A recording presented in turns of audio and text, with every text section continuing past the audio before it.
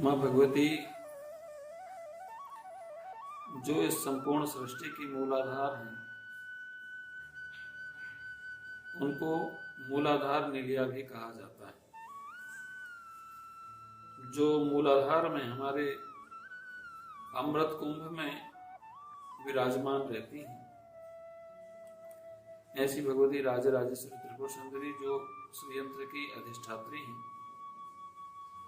श्रीयंत्र श्री चक्र को चक्र राज कहा जाता है, क्योंकि श्रीयंत्र से ही सारे यंत्रों की उत्पत्ति मानी गई है।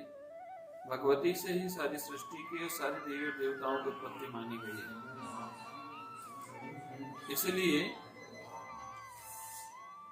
श्रीयंत्र को चक्र राज कहा जाता है।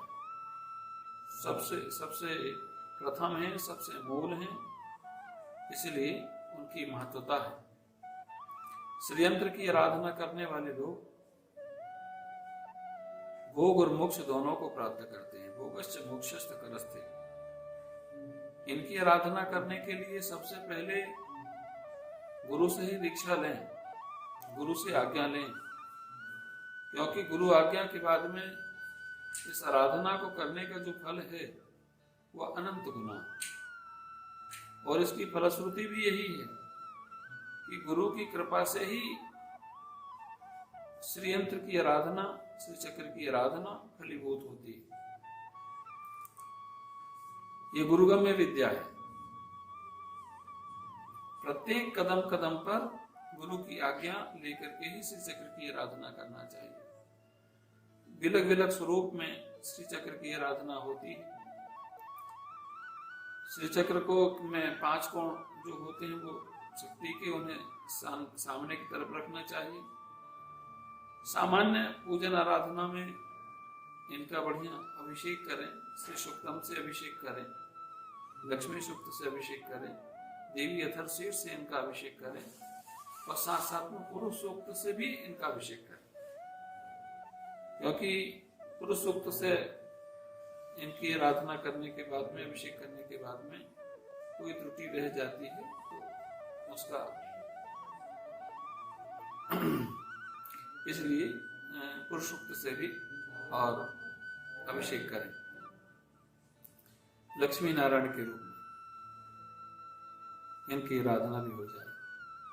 तो इस तरह से इन बाकी चंदन, पुष्प, अक्षत और त्रिमधु का भोग, गुड़ घृत मधु का भोग लगे, लौंग इलायची का भोग लगे, क्योंकि भगवती राजेश्वरी हैं। इनकी आराधना ऐश्वर्यमय स्वरूप में होना चाहिए, राजोपचार स्वरूप में होना चाहिए। इसलिए अच्छे से अच्छे फूलों का भोग लगे, अच्छे से अच्छे लौंग इलायची पान आदि का भोग लगे, अच्छा से अच्छा इत्र चढ़ाएं। ये सब राजोपचार स्वरूप में भगवती की आराधना करनी चाहिए। ये आराधना व्यक्ति की सभी प्रकार की कामनाओं को पूर्ण करते हैं, सभी प्रकार के जीवन के दोषों से मुक्ति मिलती है और व्यक्ति अपने जीवन में भगवती की आराधना करते करते स्वयं भगवती का ही स्वरूप हो जाता है, भगवतीमय हो जाता है।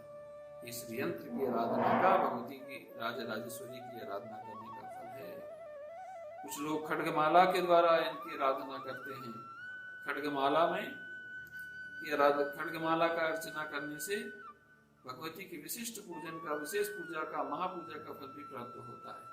लेकिन खड्गमाला करें तो सौभाग्य स्तोत्र का भी पाठ करें या अर्चन करें, या त्रिशती का पाठ करें या अर्चन करें, ये होना चाहिए।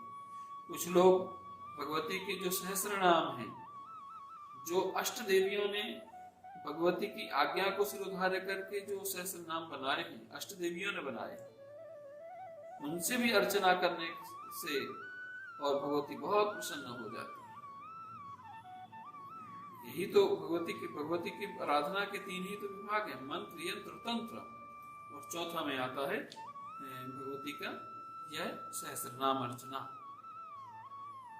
इसका बड़ा महत्व है। तो इस तरह से भगवती की आराधना करें, जीवन में सुख शांति और समृद्धि को प्राप्त करें। और माँ भगवती करुणामयी है, ममतामयी है, सभी प्रकार की भावनाओं को, कामनाओं को पूर्ण करने वाली माँ ही तो होती है। ऐसी माँ राज राजेश्वरी की कृपा सबको मिले। जय माता दी।